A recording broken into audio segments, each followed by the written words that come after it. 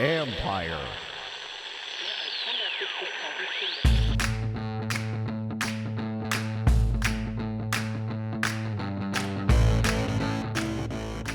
Hello and welcome to my podcast. Got a full show for you today, folks. I have ESPN senior college football writer Adam Rittenberg on with me to discuss Chase Young and other possible targets high in the draft, as well as some thoughts on Dwayne Haskins. In 2017, Rittenberg sat in an Ohio State quarterbacks meeting and shared some anecdotes about the time there with Haskins. Then I have ESPN Panthers reporter David Newton. He discusses a few topics from the Redskins' full-year coaching intern, Jennifer King, to Ron Rivera's free agent and draft philosophies. And then I close it out with my thoughts on two big topics, Trent Williams and Quinton Dunbar. First a trade, now not a trade? What the heck's going on? First, my conversation with ESPN's Adam Rittenberg.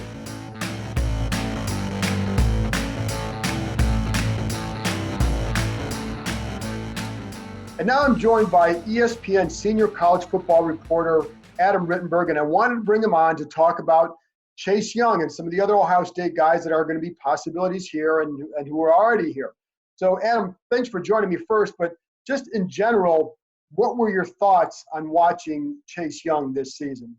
Well, John, he was incredible to watch. He's a guy that we'd heard about for several years within the Ohio State program. Look at Chase Young. He's going to be a star for us. I remember even as a freshman, he was sort of marked as someone to watch. Obviously, tremendous physical abilities. And it all came together for him this past season in some of the more dominating individual efforts that we've seen at the college level. Certainly the game against Wisconsin, which I covered in person, was unreal, just unblockable.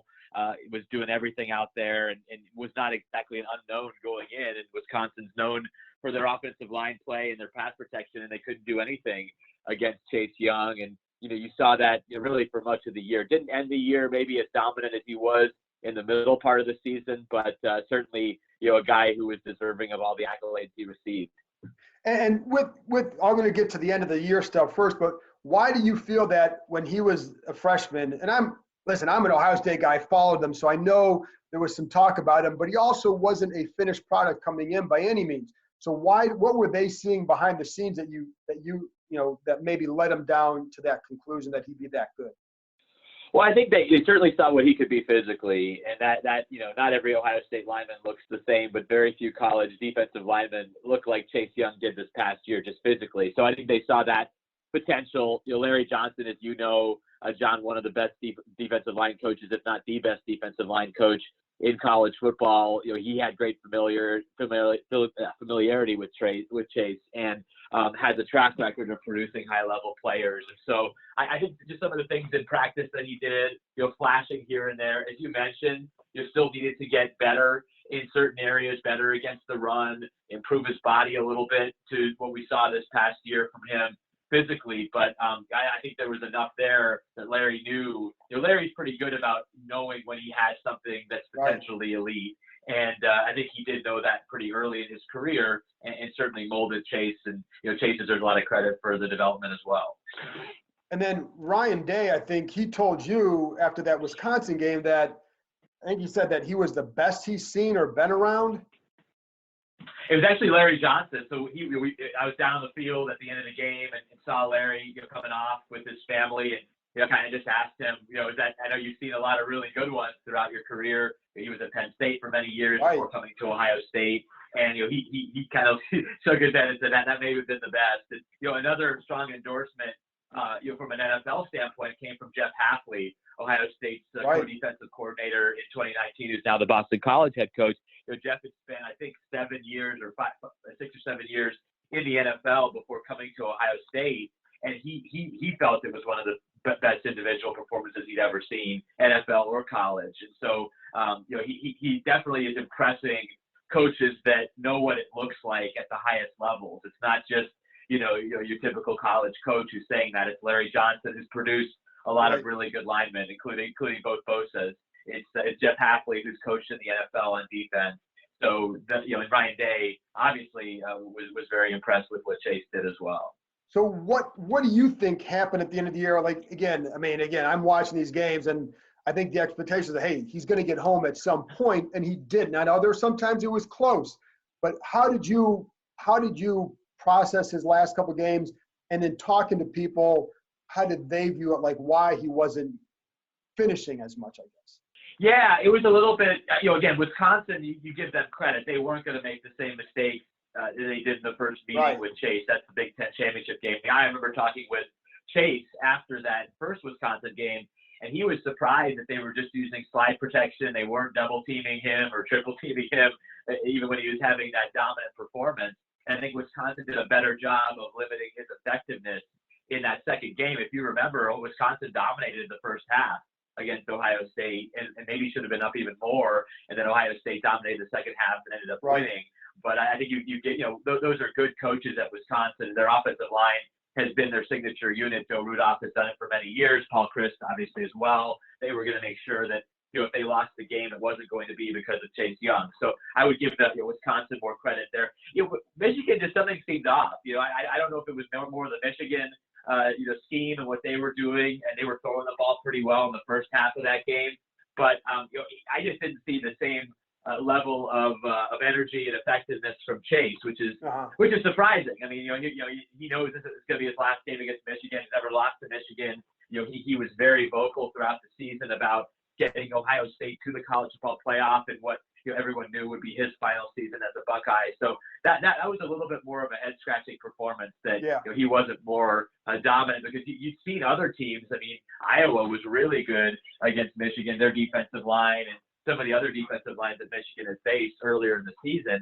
And so you just expect Chase Young, the best defensive lineman in the country, to perform really well in that game. And he wasn't really visible.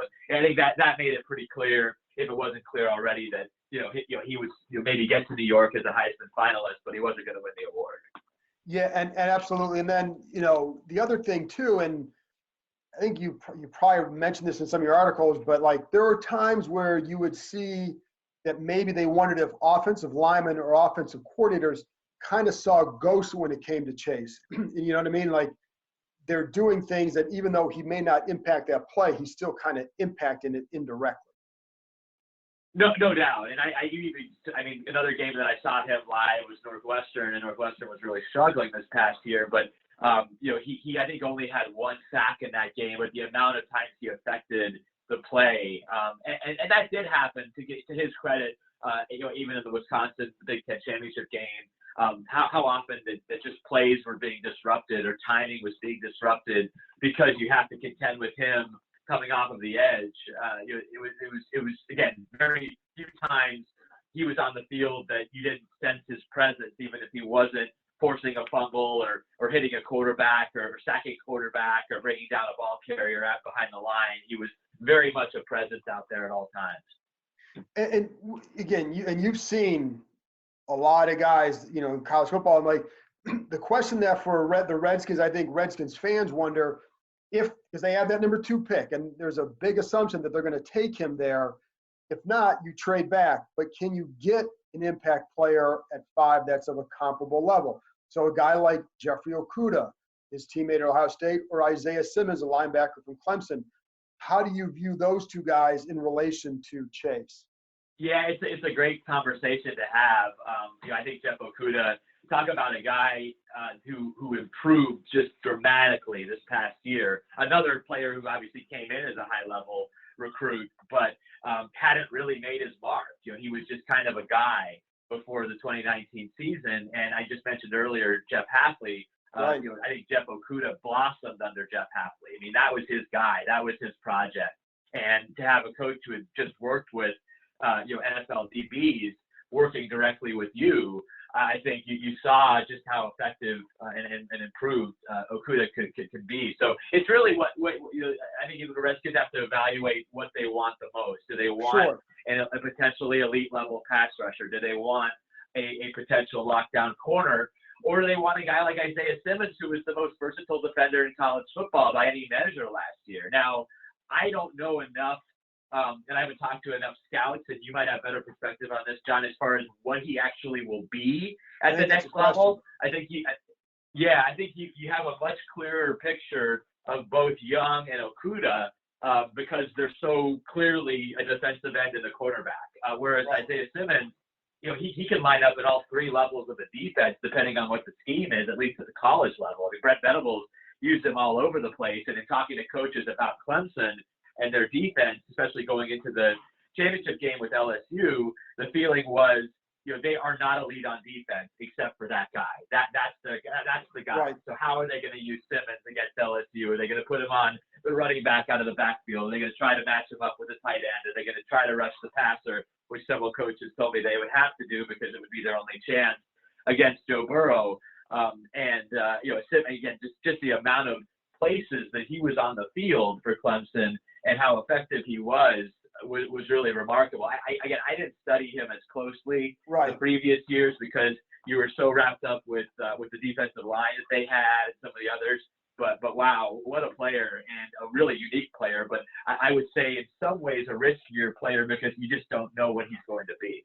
Absolutely. And, so what you've seen, because, again, I think Okudah sometimes was, I wouldn't say overlooked. It's just that with the way Young was going, so much of the defensive story is about him, but Okudah was really good this year. So I'm just, in talking to people within the program, do they view those two guys on comparable levels? Or did they say, Okudah is great, but man, Chase is just something different? What Chase did and how visible he was, it was hard to really equate anyone to him. But, Jeff Hafley was very open about how good Jeff Okudah is and how good he's going to be at the next level and how he took to coaching. And so, I think it wouldn't be a mistake at all for a team to bring him in and develop him and just see how good he can be. I'm just going back here to kind of read some of the quotes when I talked to Jeff Hafley about him.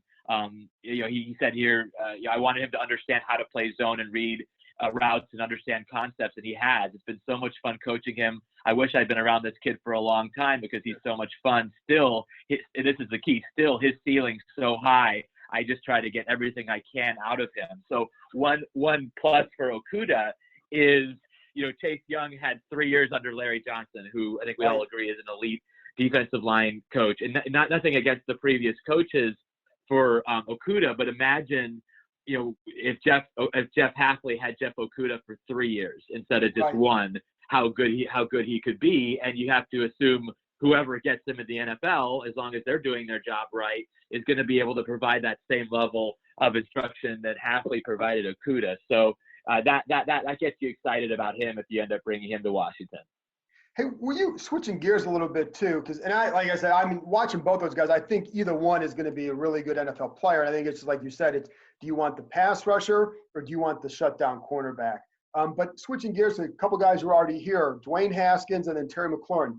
Were you surprised, given what you saw of Dwayne in 2018, some of the either issues or struggles that he had early on in Washington and some of the things that maybe were coming out of here? Yeah. Thinking about it now, I'm not that surprised. I mean, the thing about Dwayne is that he was very young. I still remember sitting out. One of my favorite memories in covering Ohio State was being in a quarterback room before the 2017 season.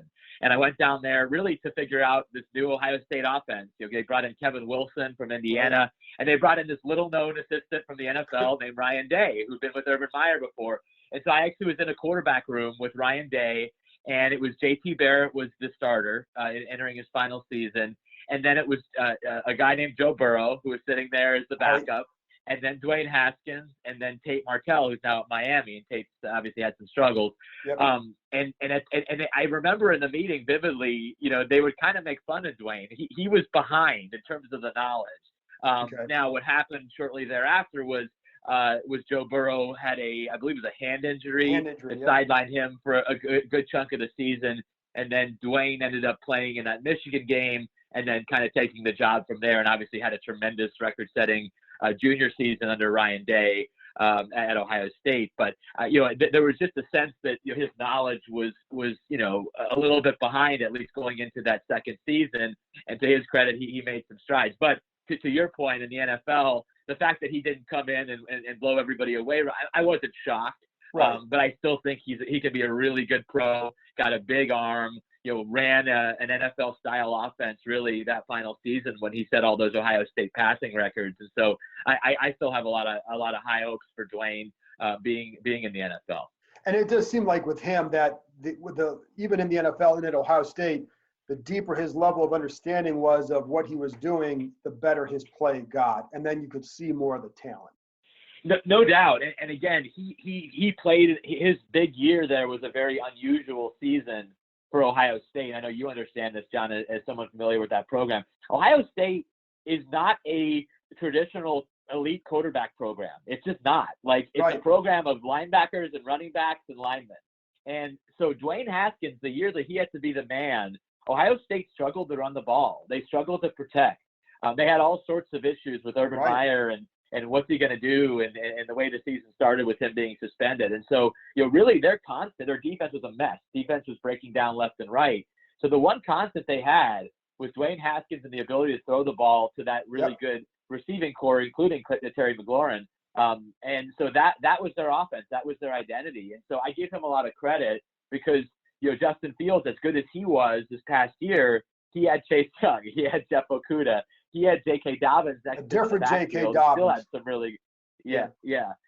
So, and I know J.K. also played with Dwayne, but that run game was not nearly what it was this past year. No, it wasn't. And the last thing I want to ask you about, Adam, and thank you for spending so much time with me.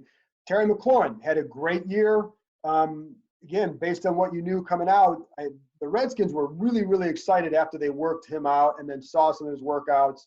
And they felt like they would get a gem in him. Were you surprised at all by what he did this past year?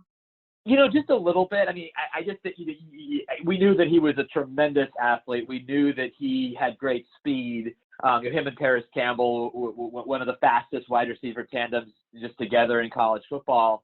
And he's just a great kid. I mean, one thing I will say, a couple of times I've gone to this open practice at Ohio State that they have in the spring where they bring the students into the Woody Hayes Center and they do some fun stuff.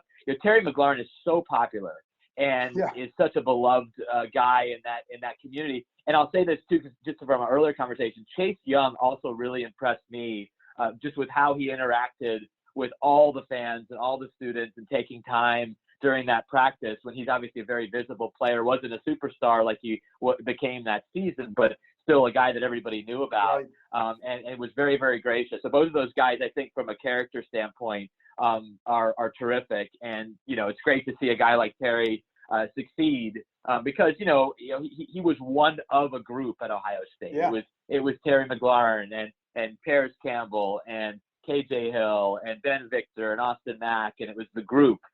Whereas he's really stepped out and showed that he can be a very special NFL player, and that's exciting because of the development potential you have with Dwayne Haskins, the quarterback, and so he has probably exceeded my expectations a little bit for his rookie year. But as far as the skills, I always thought at least with one real plus skill in the speed, if the other things could be developed, then he could be a very, very good pro. Adam, awesome. I thank you for your time, and I'm happy that I got through this without asking you any of the 100 what-ifs from that Clemson game with Ohio State. So didn't want to go there, and I'm not going to go there, so we'll leave it right there. So thanks for joining me. Great discipline, John. I appreciate it. I enjoyed it. After this break, I'll be back with ESPN's David Newton, touching on Jennifer King's coaching and Ron Rivera's philosophy when it comes to free agency and the draft. Newton covered Rivera's tenure in Carolina.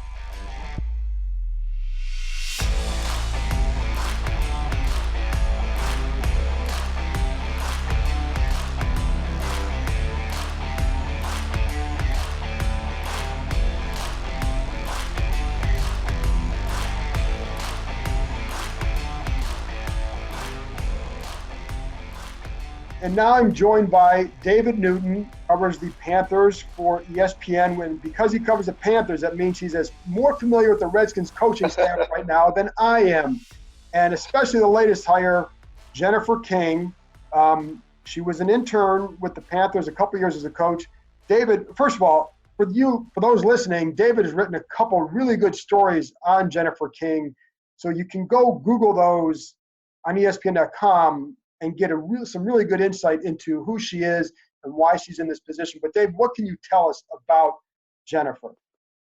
It's funny that when she first got the job with the Panthers, her office was right. I mean, she could literally right above the practice field. She could hear them practicing because she was coaching basketball at the time, and so she just it was really interesting the way it all kind of came about. And she met with Ron Rivera, and they hit it off. And she's been really good. The players like her. The coaching staff likes her. She's really capable in what she does. She knows what she's talking about. And she grew up in this area, so she's had a lot of long time ties. And again, she's the person. She would have loved to have been able to play the game, Right. but there weren't any leagues for her to play back then. So now this is kind of her passion. I mean, as much as she liked coaching basketball, this is her passion. So I think it's really cool that she's getting this opportunity in Washington.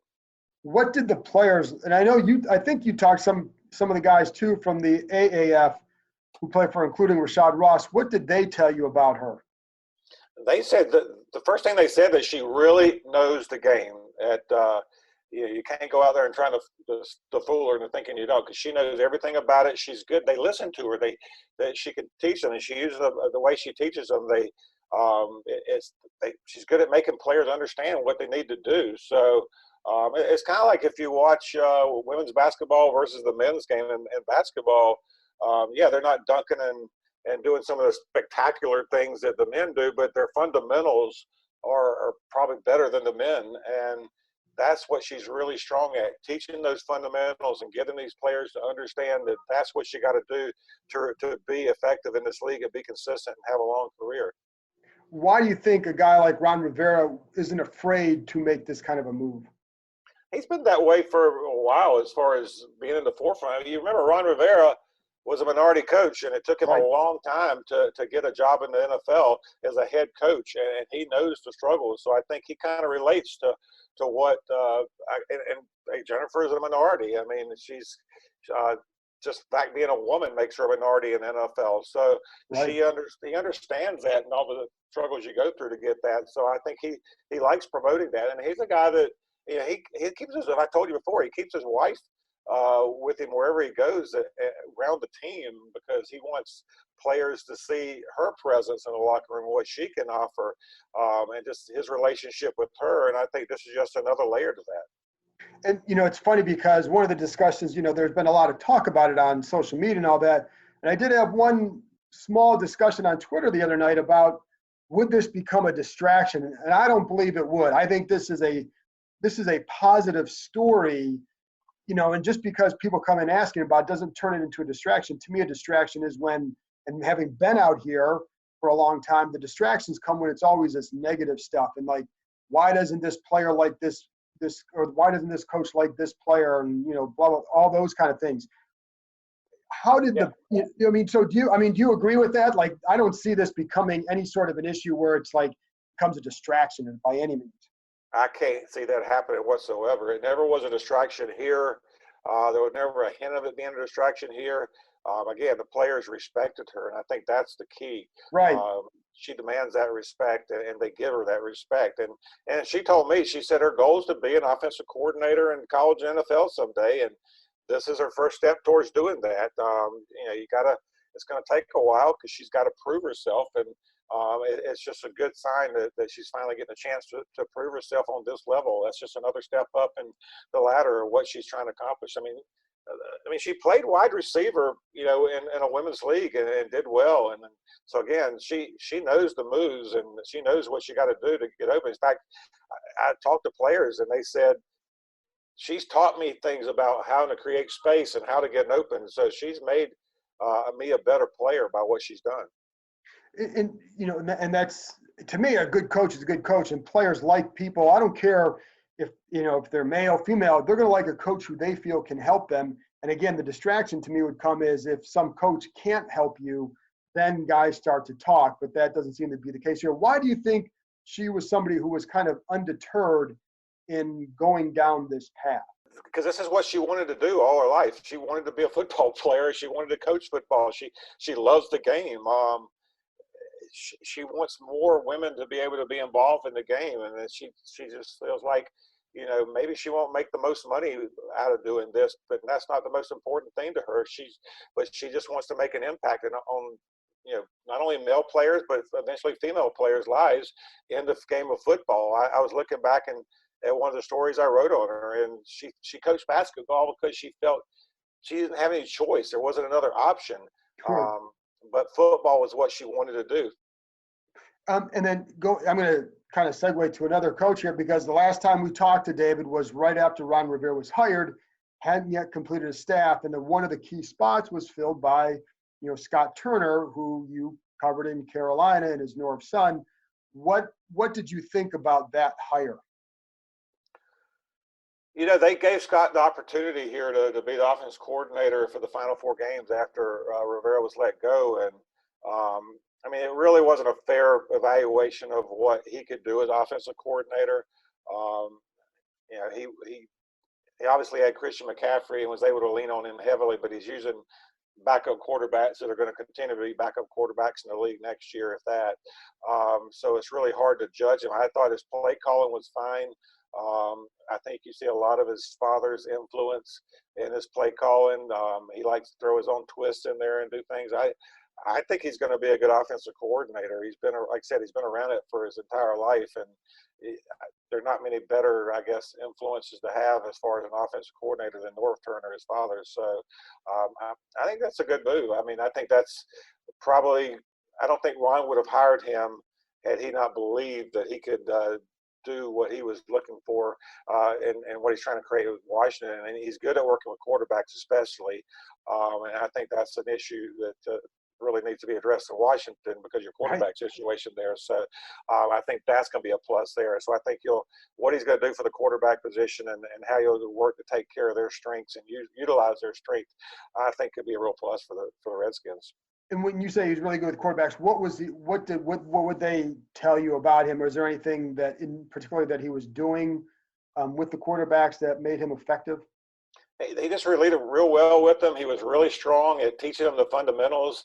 If you look at what Cam did is when he had him for a while and his completions percentage before the injury set in back in 2017. He was looking really good.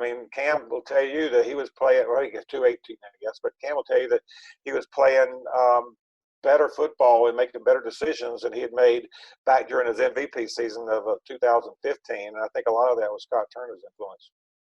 And also, David, at this point, Greg Olsen, as we're talking and recording this, Greg Olsen is still a free agent. He is visiting the Redskins on Monday. So I'm just going to take a jump here in case the Redskins do sign him between then or now and when this comes out. What does he have left?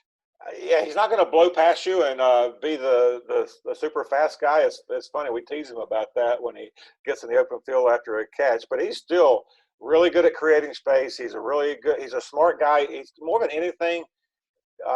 He'll bring leadership to that group, and that's something I'm guessing you probably need a lot of that, especially with your quarterback situation. He was there from the beginning with Cam Newton, and he became Cam's security blanket out there because he knew how to get open, and Cam could always depend on having him and as a big target out there. And regardless of which way the Redskins go with your quarterback situation, I think that's going to be important to have that out there. And I think he can still help a team. I know he wants to play for contender. He doesn't really want to be a part of a rebuilding job. The Panthers are in a total rebuild here, so there really wasn't a place for him and his salary at what it was. They weren't going to pay that kind of salary for what they've got to do. So he's just a smart guy, and I think whoever your quarterback is, they're going to listen to him. He'll help him grow as a quarterback and become better there. So you see tight ends get better and better, a lot of them. And they, again, not as fast as they were, but later in their career. And the cool thing about Olsen, though, he's really good on TV, too. So he still has that option in his back pocket. I'm told he's going to probably go ahead and visit Seattle as well. But I don't think you can go wrong with Greg Olsen. He's one of the classiest guys I've ever been around in the NFL. And then the last thing I want to ask about is Ron Rivera. And there's two things. One, the Redskins obviously have the second pick, and Chase Young is the guy that's most prominently mentioned there. Knowing what you know about Ron, would you pretty much anticipate that he would select Chase versus maybe trading back? I think he will take the best player available. That's the best player available, probably even the better player of the overall draft because of what he can do. The quarterback's always seems to be an unknown. Even a Joe Burrow, what he can do his first year in the NFL. So I think that almost seems like a lock to me, unless something happens. He really didn't trade back. He liked using his first pick to get that difference makers, they call them, at the Panthers. And he had a lot of really good first-round picks. And if you go back to what he and Marty Hurney did especially, that was the foundation of the team that made the Super Bowl. When you look at from Luke Kuechly to Cam Newton to trading for Greg Olsen to just on and on down the list. I mean, he didn't trade away those high first-round picks because he knew the impact and the long-term value of that. I just don't think there's any way you turn your back on that. And from everything I heard, Chase is going to be a star from the beginning. And Ron Rivera with his defensive background, I think he's brilliant on the defensive side. I think that will be a benefit for that organization. And it just seems like a match made in heaven for them right now. Then the last thing, his approach to free agency. What did they typically do in Carolina with free agency? They were very selective. They broke down the roster. They looked at what their biggest needs were, what they could get out of the draft, and then they picked guys. A lot of times they took some older veterans that they could build around. He was really good with using some of those guys. The year they went to the Super Bowl, they had to insert some players like that. It didn't work out so well the last couple of years. But again, a lot of that goes back to the quarterback and Cam Newton being hurt for much of that time, and then Greg Olsen was hurt during that time. A lot of injuries that really influenced it. And then you go back and look at some of look at the story I did. It ran last week on how they went from a Super Bowl team to maybe one of the best teams in the league in 2015 to total rebuild down. And if you go back and look at the draft, it wasn't first rounder, but that really hurt them. Although they had a couple of fails, but some picks under Dave Gettleman really failed them, and they didn't have that foundation to keep things going after what they've got. It's going to be curious what because guys like Josh Norman, he really benefited from a guy like Ron Rivera. Right. I think he's a really good builder of men and players. Awesome. Dan, if for people who, it's funny because when I need to find out about the Redskins' new staff, I got to talk to David because he's got good insight in them, and I appreciate you joining me. Thanks a lot. Anytime, Joe. I appreciate it. After this break, I'll be back with my thoughts on Quinton Dunbar and Trent Williams. While it's good that Williams has started talking again with the Redskins, one big stumbling block remains. And what might Dunbar fetch in a trade, and why is he now saying he didn't request a trade? Let's discuss.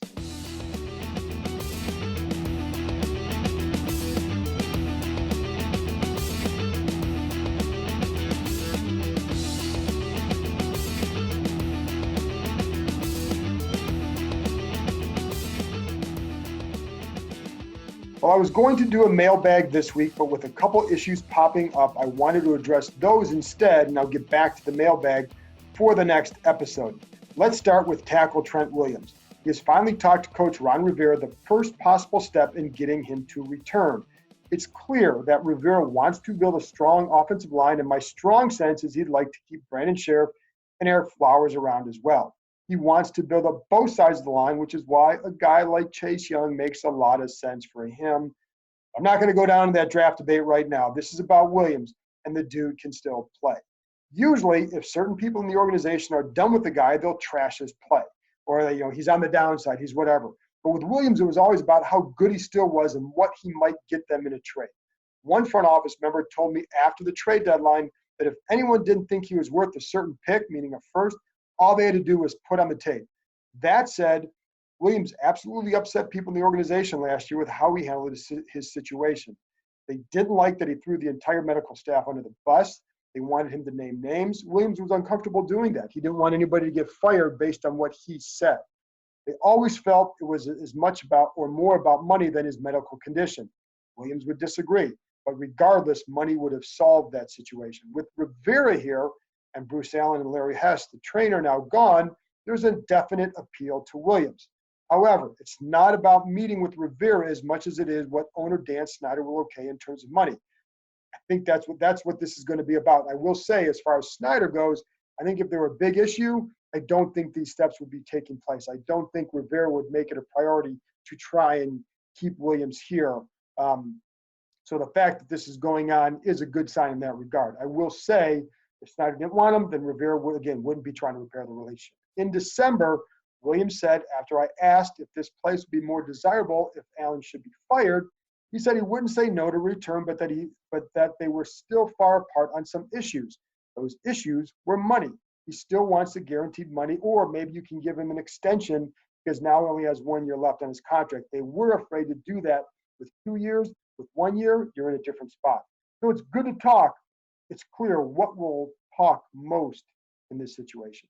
It's easy to see why Rivera wants to try and keep him. Where else are you going to go and find a left tackle like Williams? Even if they trade him, you're not going to get a pick high enough to take a comparable player.